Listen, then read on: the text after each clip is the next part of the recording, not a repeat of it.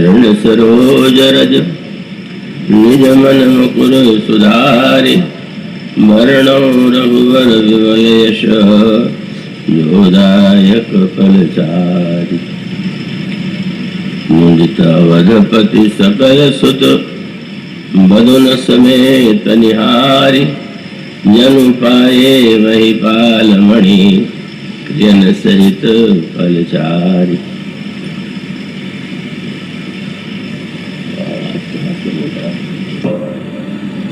भक्तिमती देवियों, मिथिला की दिव्य नगरी में चारों भाइयों का विवाह संपन्न हो चुका है और स्वाभाविक है कि देखने वाले अपनी दृष्टि से देखते हैं और उन देखने वालों में भी तो दो व्यक्ति अग्रगण्य हैं। एक तो है मिथिला के महानतम ज्ञानी कर्मयोगी जनक और दूसरी ओर महाराज श्री दशरथ। तो आपके सामने जो दोहा प्रारंभ किया गया वह महाराज श्री दशरथ की दृष्टि है। उन्होंने कैसा अनुभव किया और तब गोस्वामी जी कहते हैं कि उन्हें ऐसा लगा, ऐसा प्रतीत हुआ कि आज मैंने चारों फलों को चारों क्रियाओं के साथ पा लिया। उसका मूल सूत्र वही है जिसकी चर्चा कल की गई थी। जो लोग पहले दिन से नहीं आ पाए हैं उन्हें थोड़ी असुविधा होगी, पर सूत्र इतना ही है कि एकांगी जीवन अनेक लोगों का दिखाई देता है, पर जिसको सर्वांगीण जीवन कहते हैं, पूरा जीवन कहते हैं, ऐसा पूरा जीवन बिरले ही व्यक्तियों के जीवन में दिखाई देता है। और इसको यूं कहें कि अगर किसी व्यक्ति के शरीर में एक अंग बड़ा शक्तिशाली हो तो उसके द्वारा वह व्यक्ति बड़ी सफलता पा सकता है। लेकिन स्वस्थता का चिन्ह तो यही है कि जब शरीर का प्रत्येक अंग और शरीर का हर कोण जो है उसमें अस्वस्थता न हो, स्वस्थता हो। उसका अभिप्राय है कि एक दिशा में कोई महान कार्य कर देना और भी एक उपलब्धि है, लेकिन वो तो समग्र जीवन नहीं है। हमारे यहाँ तो अवतारों की बड़ी लंबी सूची है, 10 अवतार, 24 अवतार, पर इसके साथ साथ यह भी कह दिया गया कि अवतारा है संख्या, अवतारों की संख्या गिनी नहीं जा सकती। पर वो समस्त अवतारों में जिन 2 अवतारों के प्रति भारतीय जीवन में समग्र आस्था है, श्रद्धा है, वह है श्री राम और श्री कृष्ण। तो इन दोनों अवतारों की विलक्षणता यह है कि उनके चरित्र में जीवन की समग्रता है। अन्य अवतारों में जीवन के किसी एक पक्ष को तो आलोक और प्रकाश मिलता है, पर जीवन के समस्त पक्षों को प्रकाशित करने वाले अन्य अवतार नहीं। पर ये जो 2 अवतार हैं, ये व्यक्ति के सामने समग्र जीवन कैसे जीना चाहिए, समग्र जीवन का क्या अर्थ है, इसे यदि आप समझना चाहें तो इन दोनों अवतारों के चरित्र पर दृष्टि डालें। और उसमें भगवान कृष्ण की लीलाएं कुछ अद्भुत सी हैं और कभी कभी मनुष्य उससे भ्रमित भी हो जाता है। किंतु जहाँ तक भगवान श्री राम के चरित्र की बात है, वो तो आप यूं ही अनुभव करेंगे कि जीवन का कोई ऐसा पक्ष नहीं है कि जिसको प्रभु श्री राम ने आलोकित नहीं किया, प्रकाशित नहीं किया। और इसीलिए महाराज श्री दशरथ को जब यह प्रतीत होता है कि चारों राजकुमार तो मानो चार फल हैं और ये चारों राजकुमारियां उन फलों के साथ जुड़ी हुई क्रियाएं हैं, तो इसका अर्थ ये है कि धर्म और मोक्ष की चर्चा तो होती ही रहती है, पर विशेष रूप से मोक्ष की बात तो बहुत बार बार दोहराई जाती है। धर्म की चर्चा भी की जाती है, पर ऐसा कुछ भ्रम है कि जैसे अर्थ और काम जो है कोई बड़ी बुरी वस्तु है, बड़ी निषिद्ध वस्तु है और बहुधा हम सब उसकी निंदा करते रहते हैं, पर यह सत्य नहीं। इसका अभिप्राय है कि जीवन में अर्थ की भी आवश्यकता है, काम जिसे कहते हैं उस भोग की भी आवश्यकता है और धर्म और मोक्ष की भी आवश्यकता है। तो इसलिए ये जो अर्थ शब्द है वो तो बड़े व्यापक भूमिका वाला शब्द है। अनेक अनेक शब्दों से आप उसकी अभिव्यक्ति करते हैं।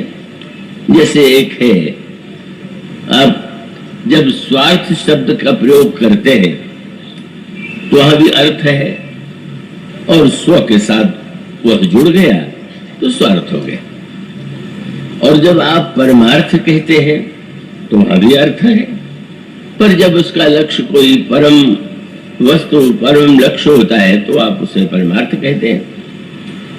तो इस दृष्टि से ये अर्थ शब्द बड़ा व्यापक है और साहित्य में तो अर्थ का बड़ा महत्व है।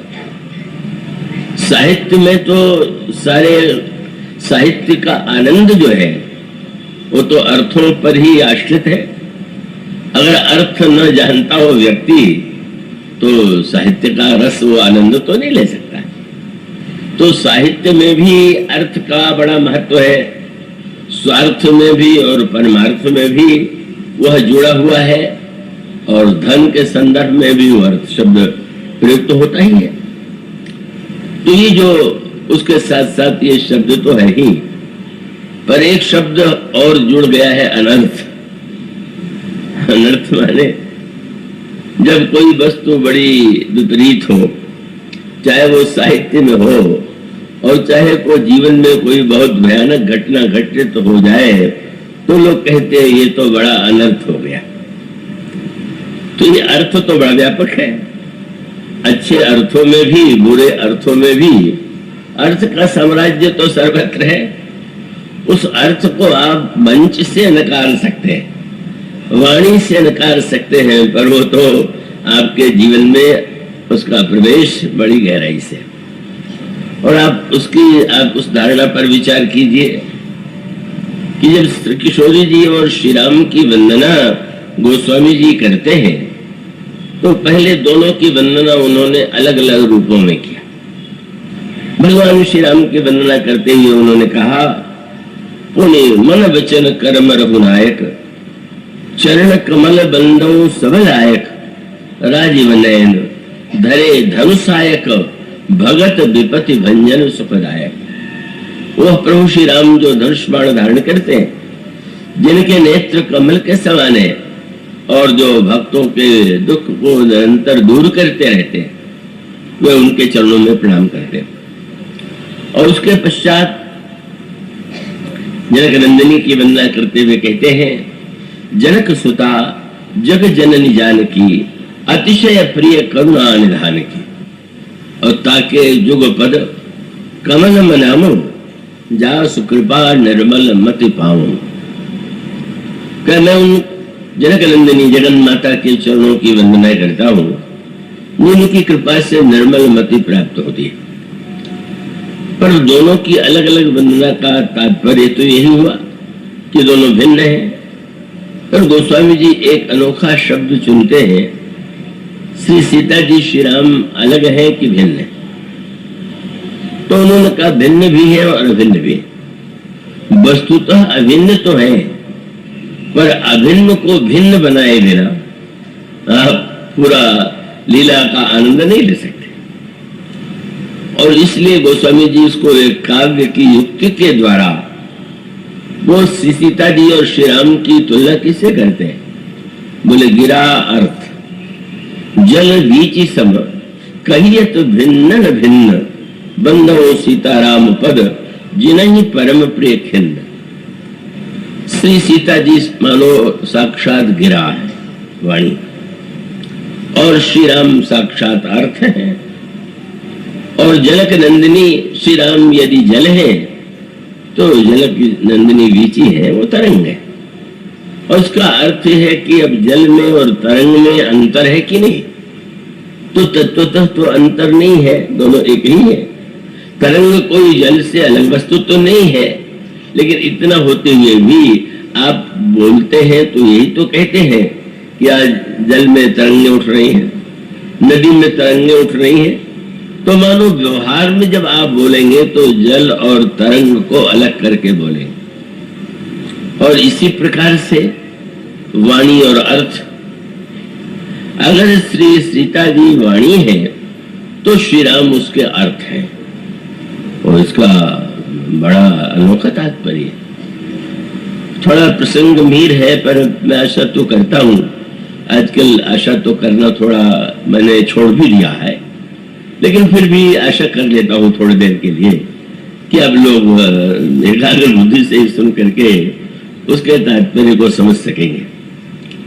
तो उसका तात्पर्य यह है कि जब कोई वाणी उच्चरित होती है, आपके सामने चौपाई पढ़ी जाती है, तो यो अगर गहराई से विचार करके देखें तो वाणी ही तो मूल है, लेकिन जब तक उसके अर्थ का स्वरूप आपके सामने ना आवे तब तक आप उसका पूरा आनंद नहीं ले पाते।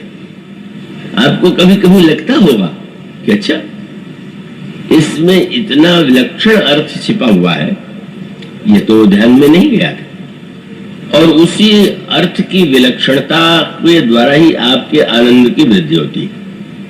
इसलिए गोस्वामी जी ने कवित्व के ढंग से, दार्शनिक ढंग से यह बताने की चेष्टा की है कि वस्तुतः शब्द का जब तक अर्थ, और अर्थ आप कितनी गहराई से ग्रहण करते हैं, उस अर्थ के कितने अंतरंग में आप प्रवेश करते हैं, वो तो आपकी क्षमता पर। कमल में भीनी भीनी सुगंध होती है, और वो कमल खिला हुआ हो तो आप अगर सरोवर के किनारे भी बैठे हुए हैं तो सुगंध आपकी नाक में आएगी। तो वो चाहिए आपके मन में यदि हो कि जरा इसको हम और पास से देखें, और तोड़ करके अगर आप उसके पास जाएं, कृपा करके तोड़ने की कल्पना न कर लीजिएगा, क्योंकि सरोवर के कमल को तो तोड़ने में आपको संकोच नहीं होता, आपको पूजा कर रहा है।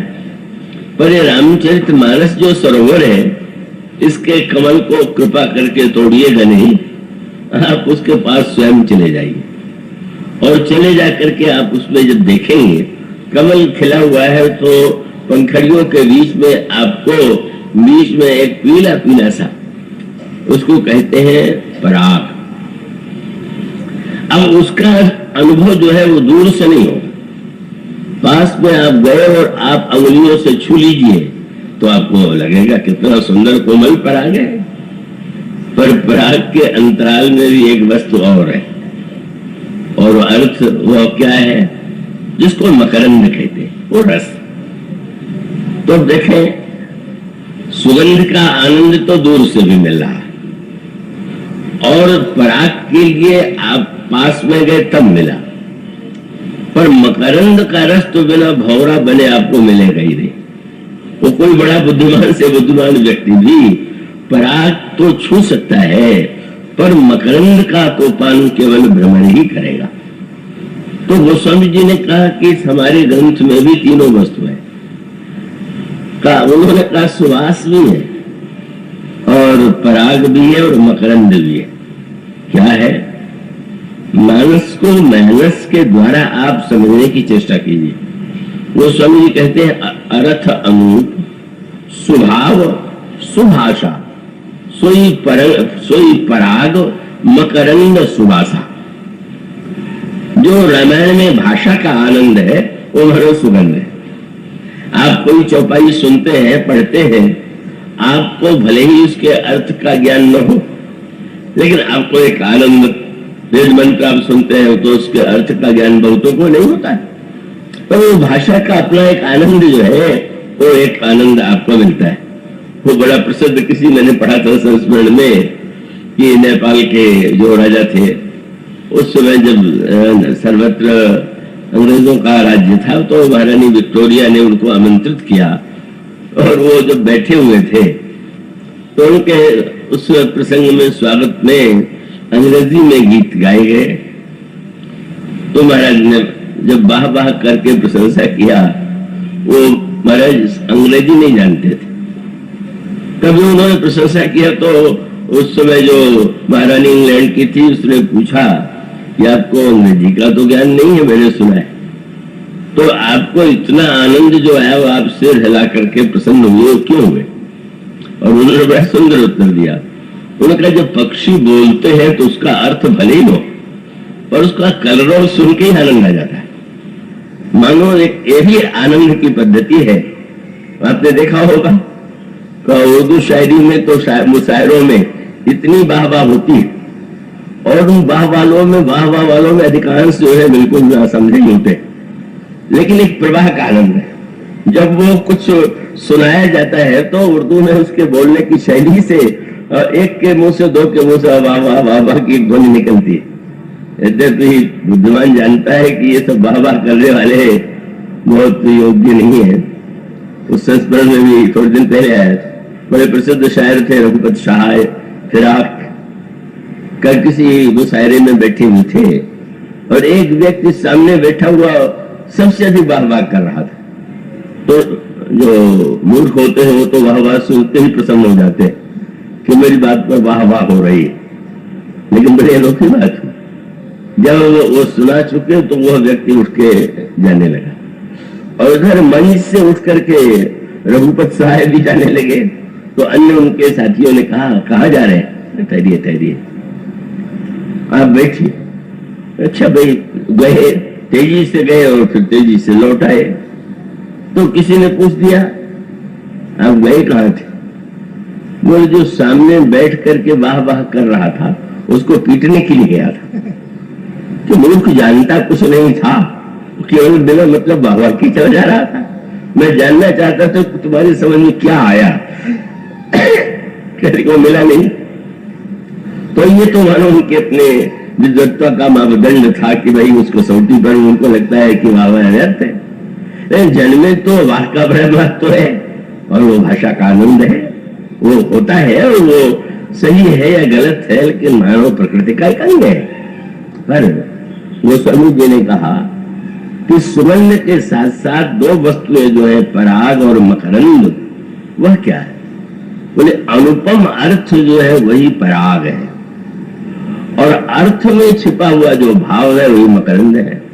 अर्थ अनूप, स्वभाव सुभाषा, सोई पराग मकरंद सुवासा। और उसका अर्थ क्या हुआ आप सर्वत्र देखेंगे। देवर्षि नारद आए, हिमांचल ने अपनी कन्या पार्वती को बुला करके प्रणाम कराया, और प्रणाम करने के बाद कहा कि महाराज कहो सुता के दोष गुण मुनि हृदय विचार, आप बताइए मेरी कन्या के भाग्य में क्या दोष है और क्या गुण है। देवर्षि नारद ने वो फल सुनाया, और सुनाने के बाद गोस्वामी जी ने बड़ी मीठी बात रखी। क्या बोले जितने व्यक्ति थे वो आंसू बहाने लगे।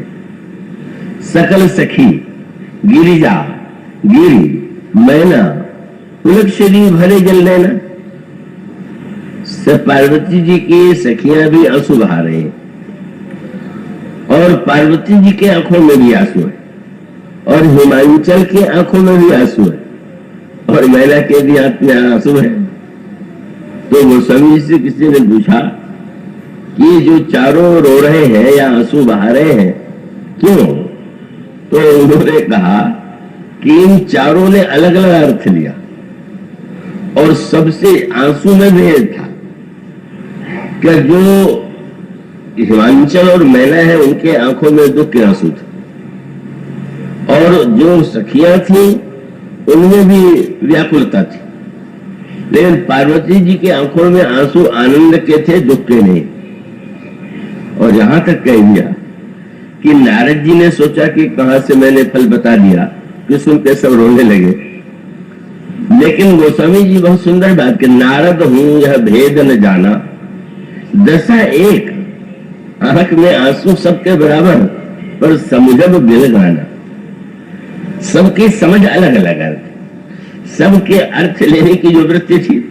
अभी तो कोई भी सोच करके मान लेगा कि नारद जी कह रहे कि इस कन्या को जो वर मिलेगा वो नग्न रहेगा, जटाधारी होगा, अकाम होगा, अमंगल वेश वाला होगा।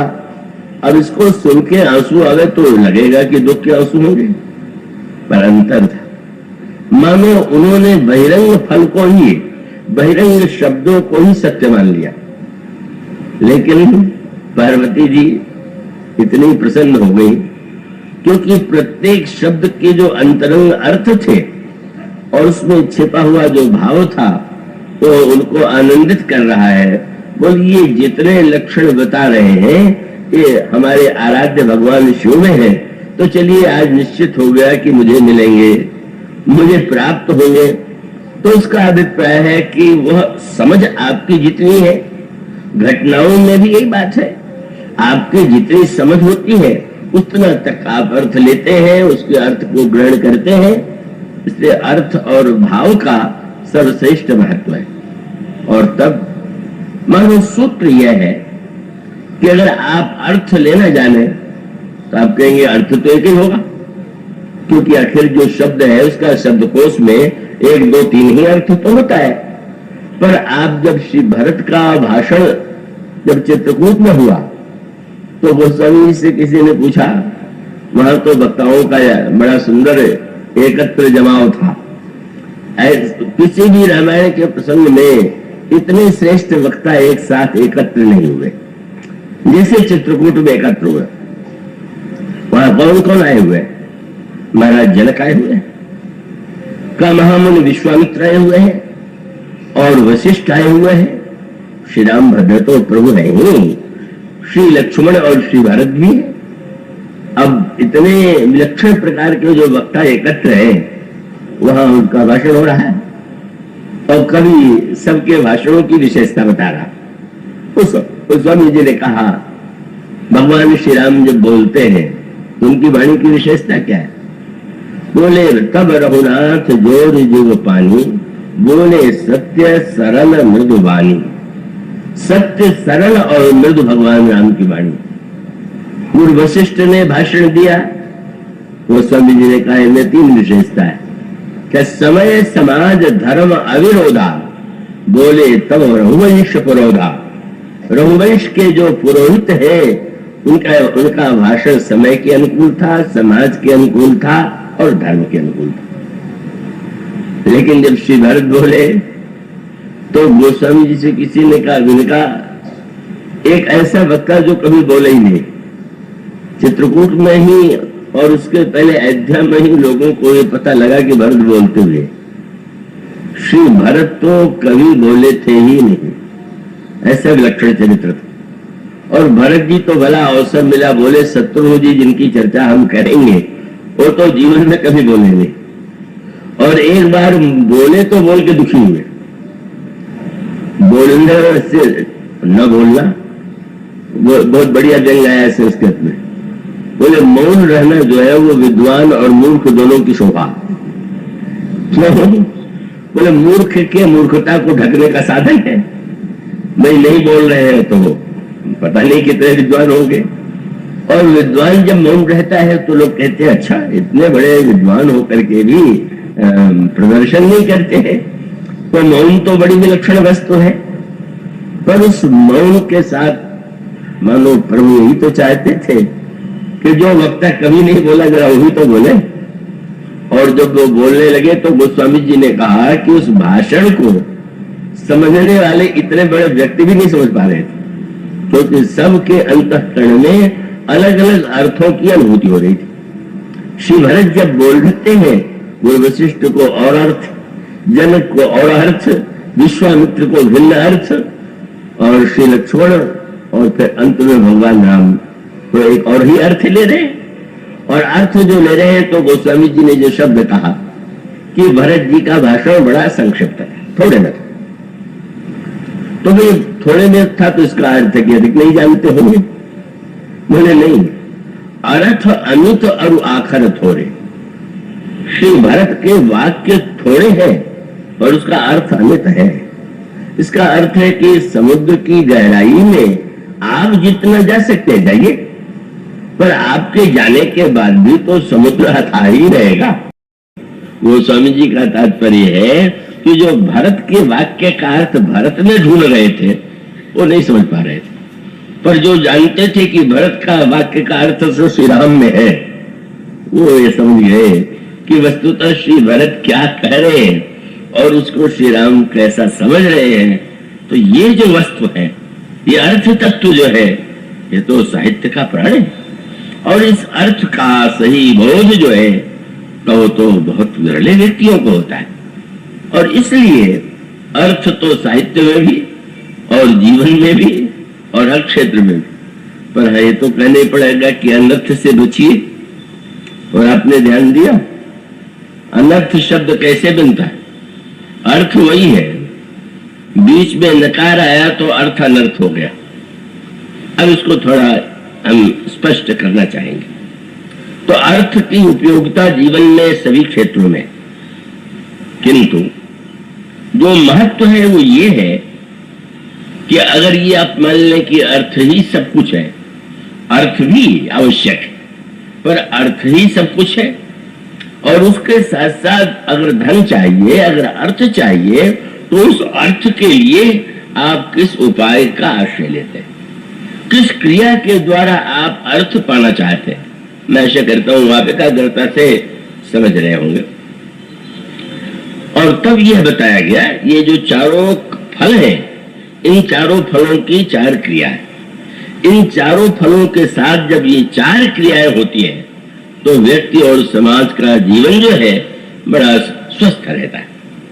और यदि इन चारों फलों के साथ ये चारों क्रियाएं न हो तो निश्चित रूप से वो ये चारों वस्तुएं ही समाज के लिए समस्या बन सकती हैं। और तब अर्थ की क्रिया क्या है?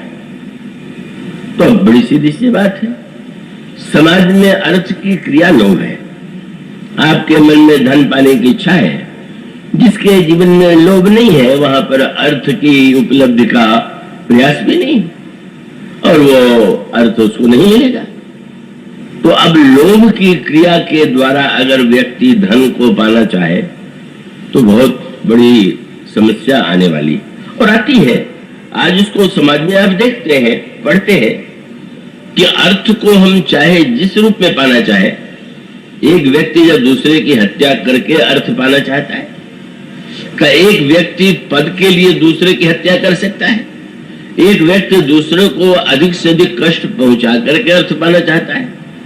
तो जहां व्यक्ति के जीवन में लोभ की दिशा में, लोभ के द्वारा अर्थ की प्रवृत्ति होगी, वहां अनर्थ हुए बिना नहीं रहेगा। इसीलिए गोस्वामी जी ने जब लंका की उन्नति का वर्णन किया, रामायण के दो महान नगर हैं, लंका और अयोध्या, और दोनों नगरों में बहिरंग दृष्टि से देखें तो उन्नति हो रही।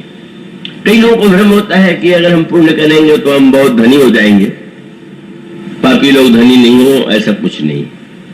मानो लंका में ही उन्नति है और अयोध्या में भी उन्नति है। पर गोस्वामी जी से पूछा गया कि जब दोनों में ही उन्नति है तो फिर अयोध्या की क्या विशेषता है?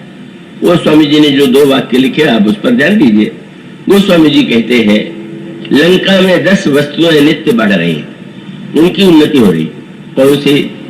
वो स्वामी जी कहते हैं सुख, संपत्ति, सुख बढ़ रहा है, संपत्ति बढ़ रही, पुत्रों की संख्या बढ़ रही, सेना की संख्या बढ़ती जा रही है, सहायक और सेवक बहुत बढ़ते जा रहे हैं, चारों ओर विजय प्राप्त हो रही है, रावण के प्रताप का चारों ओर जय ध्वनि से स्वागत हो रहा है, बुद्धिमत्ता बढ़ रही है, बल बढ़ रहा है।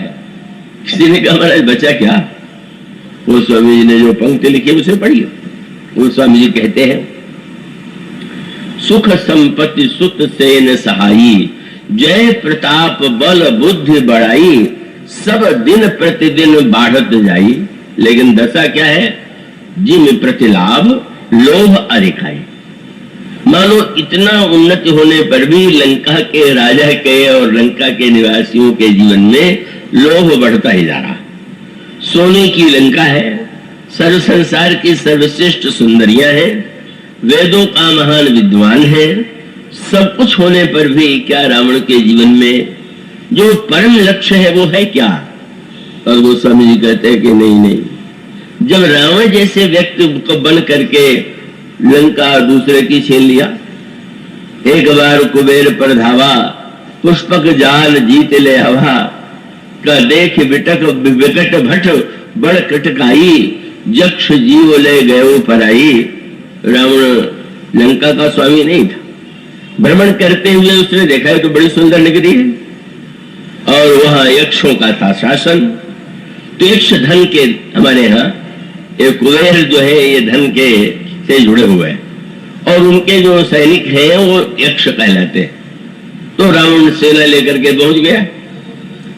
अब वो धनी तो बेचारा डरपोक होते ही, तो वो जो जितने यक्ष थे वो स्वामी ने देखा, लिखा, देख विकट भड़ बड़ी कटकाई, यक्ष जीव ले गए पराई। लड़ने वड़ने की बात नहीं, चलो भाई छोड़ो। मानो छीन लिया यक्षों से, पुष्पक विमान कुबेर से छीन लिया। और उसकी पराकाष्ठा तब है कि जब इतनी सुंदरियों के होते हुए भी जनक नंदनी सीता को चुरा करके, छल से, कपट करके लंका में ले आने की चेष्टा करता है।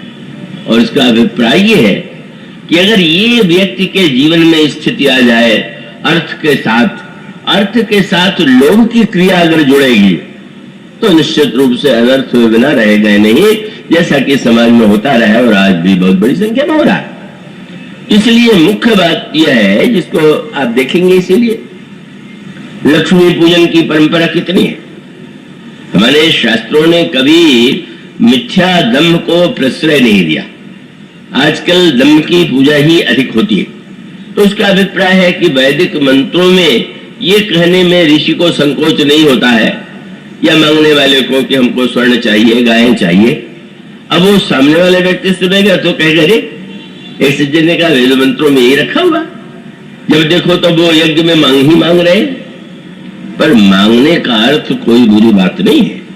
इसका अर्थ है आपके जीवन में आवश्यकता की अनुभूति नहीं हो रही, कुछ नहीं चाहिए और आप नहीं मांग रहे हैं तो बिल्कुल ठीक है। और चाहिए सब कुछ और न मांगने का आप कर रहे हैं स्वांग, तब तो आप बहुत बड़े अनर्थ का अपने जीवन में सृजन कर रहे हैं। तो ये स्थिति मानो संकेत के रूप में यह है कि ये जो ऋषि है का ये हमारे यहाँ क्यों परंपरा है, लक्ष्मी का पूजन क्यों करते हैं। लेकिन आपने सर्वदा देखा होगा कि जब जो है पूजन करते हैं और व्यापारियों के यहाँ अन्य लोगों के लिए देखेंगे लाल अक्षर में लिखा हुआ है क्या, शुभ लाभ। तो शुभ और लाभ के अर्थ पर आपने ध्यान दिया, इसका अर्थ अशुभ लाभ भी होता है।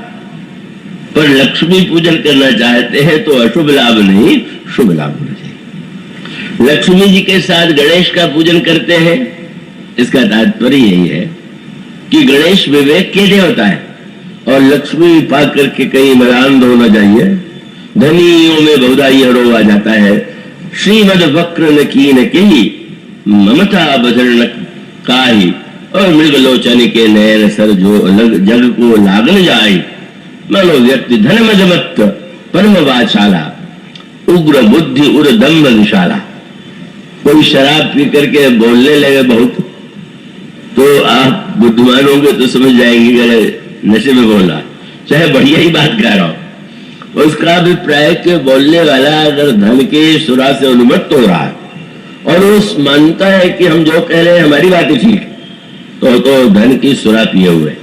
इसलिए लक्ष्मी जी के साथ गणेश की पूजा, इसका अभिप्राय यह है कि लक्ष्मी के बिना तो किसी का काम नहीं चलेगा। पर लक्ष्मी आवे और साथ साथ विवेक के देवता गणेश भी होने चाहिए। यद्यपि लोगों की दृष्टि तो बड़ी अनोखी है, मैंने वह पहली बार बम्बई में देखा, बहुत मुझे अवसर नहीं मिलते हैं, पर बाद में पता चला कि अन्यत्र भी विधि है। आप ये जानते हैं कि पूजन के पहले देवताओं का आवाहन करते हैं और सारे देवताओं का पूजन करते हैं, और फिर विधान है कि पूजन करने के बाद फिर विसर्जन करते हैं। देवताओं से कहते हैं कि आप पधारिए और जब बुलावे तब आइएगा। और वो विसर्जन करते समय आचार्य और यजमान बोलते हैं कि लक्ष्मी जी को छोड़ के सब लोग जाइए। क्या बढ़िया मांग है। बोले आप लोग आए, हमने सम्मान कर दिया, पर अब लक्ष्मी जी चली जाए शब्द से भी डर लगता है कि कहीं विसर्जन कर दे और सचमुच लक्ष्मी जी कहे कि आपने विदाई दे दिया। तो इतना व्यक्ति लक्ष्मी के प्रति, लक्ष्मी को आप रोकते हैं तो जरा गणेश जी को भी रोक लीजिए। अथवा सबसे अच्छा तो ये होगा कि लक्ष्मी जी हो तो नारायण अवश्य होना चाहिए। तो ये जो लक्ष्मी और नारायण का जो संयोग है, लक्ष्मी और गणेश का जो संयोग है, वो मानो यह बताने के लिए है कि हमारे जीवन में शुभ वृत्ति बनी रहे, हमारे जीवन में विवेक बना रहे, और साथ साथ हम इस सत्य को समझ लें कि लक्ष्मी तो स्थिर रहने वाली है ही नहीं। चंचला उनका नाम, पर वो अचंचल केवल एक ही स्थान में रहती है। और वह स्थान कौन सा है? यद्यपि परम सब चपल, मेरे पत्र का, यद्यपि परम चपल श्री चंचल फिर न रहत कहूं, लेकिन हरिपद पंकज पाई अचल भई कर्म वचन मनो। श्रीमद् भागवत में बड़ी मीठी बात आती। जब लक्ष्मी जी प्रकट हुई तो सारे देवता दैत्य सम्मोहित होकर के उनकी ओर देखने लगे, सब चाहते हैं। और लक्ष्मी जी के साथ सखियां हैं, और सखियां जयमाल लेकर के लक्ष्मी जी के हाथ में चल रही। लक्ष्मी जी ने वहां पर सोचा कि अच्छा ये जो है तपस्वी तो वो होते हैं पर बड़े क्रोधी है, नाम श्रीमद् भागवत में नहीं लिखा गया, पर उसमें संकेत में आता है ये देवता है, इनमें ये गुण तो है पर इनमें कटु भाषण बहुत है। ये देवता है पर इनके जीवन में का संयम नहीं है। सबको देखने के बाद आश्चर्य था। देवता दैत्य सोचते थे पता नहीं लक्ष्मी जी किसके गले में जयमाल डालेंगी। तो वर्णन आता है कि जब विष्णु भगवान को, श्रीमन नारायण को लक्ष्मी जी ने देखा तो उनमें तो गुण ही गुण दिखाई पड़े। तो एक सखी ने कहा कि गुण के साथ अवगुण भी तो होता है, तो इनमें कोई अवगुण है कि नहीं? तो लक्ष्मी जी ने कहा अवगुण कहे तो एक ही गुण है कि सब मेरी ओर देख रहे हैं, ये मेरी ओर नहीं देख रहे। तो नहीं देख रहे हैं तो मेरी सफलता ये है कि मैं सेवा के द्वारा इनको अपनी ओर देखने के लिए बाध्य करूं। तो मानो लक्ष्मी जी ने भगवान के गले में जयमाल डाल दिया, और वो निरंतर चरणों को अपनी गोद में लेकर के उसको सहलाती रहती है। उनके प्रति उनका स्नेह उनका है। और इसका अर्थ है कि अगर समाज में अर्थ के साथ, शुभ अर्थ के साथ गणेश, अर्थ के साथ सबसे अच्छा तो यह है कि साक्षात भगवान हो, तो हमारे जीवन में जो अर्थ होगा वो लोक कल्याण का हेतु बनेगा। शत्रुओं का जीवन क्या है? और वह सूत्र यह है कि लोभ की क्रिया लंका में उन्नति के मूल में और अयोध्या में। जिस समय जनकपुर से दूत आए पत्र लेकर के कि श्री राम के द्वारा धनुष टूट गया है, और महाराज जनक ने बड़े आदर पूर्वक निमंत्रण दिया कि आप कृपा करके पधारे, और हम चाहते हैं कि हमारे मंडप में आप पधार करके पाणी ग्रहण संस्कार का आदेश दे, विवाह संपन्न हो। दूत आए। जब वह पत्र महाराज दशरथ को मिला तो गुरु वशिष्ठ के पास गए। अब गुरु वशिष्ठ ने जब वह पत्र पढ़ा तो उसमें वो सूत्र है। क्या सूत्र है? उन्होंने कहा, अब इसके अंतरंग में आपने ध्यान दिया, अन्य जितने राजा आए थे वह विवाह करने ही आए थे। एकमात्र भगवान राम ही ऐसे थे कि जो जनकपुर विवाह के लिए तो नहीं गए थे। शास्त्रों में अलग अलग प्रसंगों में जो वाक्य कहे जाते हैं वो उस स्थान पर ठीक है।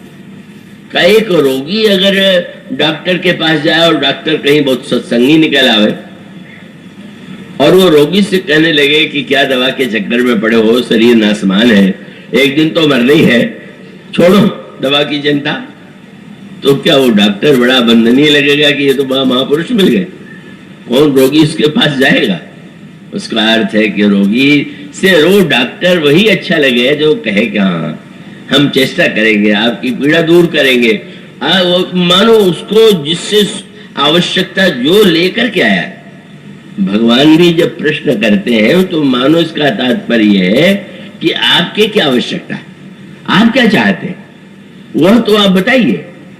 और इसीलिए एक विशेष बात है, ये जो निर्गुण निराकारवादी बहुत से संत थे, उन्होंने जो बातें कही वो बिल्कुल यथार्थ, तर्क संगत, पर उन्होंने जन जीवन को बहुत अधिक प्रभाव में नहीं लिया। तुरंत लिया पर बाद में नहीं लिया। और क्यों?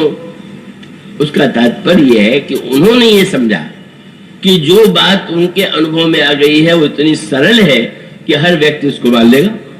तो परिणाम ये हुआ कि सुनने में अच्छा लगा पर वो तो जीवन का सत्य नहीं है। आप कह दीजिए मूर्ति पूजा तो बिल्कुल वो है, लेकिन मूर्ति पूजा तो व्यक्ति का स्वभाव है। वो तो मूर्ति चाहे वो चित्र के रूप में बनावे, ज्योति के रूप में बनावे, पत्थर के द्वारा बनावे, मानो जब हम अस्वीकार की बात करते हैं तो अस्वीकार सुनने में जितना शक्तिशाली लगता हो, लेकिन वस्तुतः जीवन तो, इसलिए भगवान गीता में भी अर्जुन को जब उपदेश देते हैं तो स्पष्ट कह देते हैं कि ऊंची बात का सवाल नहीं, अव्यक्तम ही गतर दुखम देववद भी रवापते। अर्जुन, अव्यक्त तत्व के विषय में सबको समझाने की चेष्टा करना का इसकी क्या लाभ होगा? जो व्यक्ति अभी अपने को शरीर समझ रहा है और शरीर मान करके चल रहा है, आप ये व्यर्थ क्यों सिखाते हैं कि शरीर व्यर्थ है? उसको तो शरीर व्यर्थ नहीं लग रहा, उसको तो शरीर का सुख दुख लग रहा है।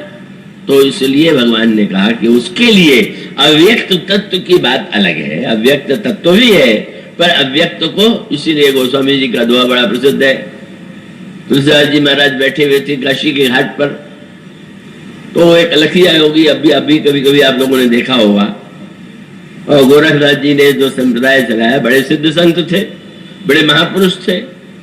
तो अब गोरखनाथ जी के उसमें कई लोग दीक्षित हुए, अब तो उनकी संख्या बहुत बड़ी है। गोस्वामी जी के सामने बैठे हुए थे तो एक निकला योगी, और योगी निकलते हुए बार बार जोर जोर से, अभी वो लोग बोलते हैं, और उस समय तुलसीदास जी के सामने भी इसका अलख अलख अलख निरंजन, अलख निरंजन बार बार गोस्वामी जी ने सुना, ऐसे कड़वे शब्दों में फटकार दिया जैसा उनको बोलने का स्वभाव नहीं था। कहने लगे तात्पर्य क्या है? अलख को अगर इतना ही लख रहे हो तो ये बोल चिल्ला क्यों रहे हो? इसीलिए कि इसको सुन के लोग हमारी ओर देखें। बात तो करते हो अलग की और चेष्टा करते हो अपने को लखाने की। मानो कैसी विचित्र विडंबना है। अलग है तो आप अलग रहिए, अपने आप में उसी में डूबे रहिए, पर चिल्ला के घोषणा कर रहे हैं अलग अलग अलग। उन्होंने दोहली रामायण में वो दोहा लिखा, हम अलग, हम ही, हमारा लख। क्या अलग अलग चिल्ला रहा है? अपने को देखो, अपनेपन को देखो, हम के अर्थ को देखो। और फटकारते हुए कहा, हम अलग, हम ही, हमारे लख, और हम हमार के बीच, मैं और मेरेपन के बीच में क्या है? इतना तो लिखो। अरे तुलसी अलख ही का लख है, राम नाम जप नीच। अरे नीच, पाखंडी, मतलब धूर्त बन करके तू लोगों को अलग का पाठ दे रहा है। छोड़ इस पाखंड को छोड़ करके राम का भजन कर। मानो गोस्वामी जी ये बताना चाहते, ये नहीं कि वो अलग का विरोध करते, वो तो स्वयं श्री राम के लिए लिखते हैं, व्यापक ब्रह्म निरंजन निर्गुण विगत विनोद, सो अज प्रेम भगति बस कौशल्या की होद। तो भगवान को अलग वे भी मानते हैं, निरंजन वो भी मानते हैं, लेकिन उसको सही अर्थों में अलग निरंजन को आप पहले भूल करके जो दिखाई दे रहा और जो आपके आंखों में जो अंजन लगा हुआ है, जो दृष्टि है, निरंजन की चर्चा बाद में कीजिएगा। आंख और उसके अंजन पर पहले दृष्टि डालिए। अलग को बाद में लिखिएगा, पहले जो इतने जो दिखाई दे रहा है, जिसको तुम देख रहे हो। और गोस्वामी जी यहाँ तो उसको फटकारते हुए कहते हैं, दूसरे दोहे में उन्होंने यही कहा। उनसे पूछा गया कि महाराज क्या करना चाहिए, तत्व चिंतन करें कि उपासना और भक्ति करें, कैसे क्या करें? तो उन्होंने यही कहा कि भाई उचित यही है कि व्यक्ति जो है पहले विचार करके देखे। और उन्होंने कहा विचार करने पर दो विकल्प उसके सामने होंगे। क्या? जब अलग का सत्य होगा तो बस वे कहते हैं कहे चुप साधई सुनि समझ। जिसके हृदय में बात समझ में आ गई वो चुप हो गया, मौन हो गया। कहे चुप साधई सुनि समझ और कहे तुलसी भज राम। अगर वो स्थिति नहीं आई है, चुप नहीं रह सकते हो, तो तुम्हें चाहिए कि तुम श्री राम का भजन करो। ये जो गोस्वामी जी वाक्य कहते हैं, उसका मूल तात्पर्य है कि आप पहले उस कक्षा में तो चलिए जहां आप बैठे हुए हैं।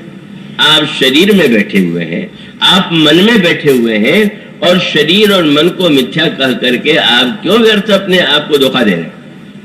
इसलिए अर्थ जीवन का एक महान सत्य है। जब तक वो सत्य लग रहा है, केवल दिखावे के लिए मत कहिए कि अर्थ व्यर्थ है। मानो गोस्वामी जी कहते हैं, चारों भाइयों में चारों भाई माने अर्थ धर्म काम और मोक्ष। अगर मोक्ष भगवान श्री राम है तो श्री भरत धर्म है। का भगवान श्री राम और भरत के साथ साथ लक्ष्मण जी साक्षात काम है तो शत्रुघ्न अर्थ है। मानो इस सब प्रसंग का मूल तत्व ये है कि जब तक हमें आवश्यकता है जीवन की, परिवार के लिए, इसलिए संतों ने भी जो बहुत त्यागी थे वो भी इस बात को कहने में संकोच नहीं करते। कबीर का वो प्रसिद्ध दोहा आपने सुना होगा, जिसमें भगवान ने पूछा तुम तो कुछ नहीं चाहते होगे? तो उन्होंने नहीं कहा कि कुछ नहीं चाहिए, उन्होंने कहा नहीं चाहते। कितना चाहते हो? लाख करोड़ अरब? उन्होंने कहा नहीं इतना तो नहीं चाहिए, पर कितना चाहिए? बोले साईं इतना दीजिए जामे कुटुंब समाए। आप एक परिवार में रहते हैं, कुटुंब में रहते हैं, और कुटुंब आपको कुटुंब में लगता है और आपका कर्तव्य है कि उनका भरण पोषण करें। तो उन्होंने यही कहा कि साईं इतना दीजिए जामे कुटुंब समाए। यहाँ पर अंतर है, केवल कुटुंब की चिंता नहीं है, एक बात और जुड़ी हुई है, साईं अपना दीजिए इतना दीजिए जामे कुटुंब समाए, मैं भी भूखा ना रहूं और साधु न भूखा जाए।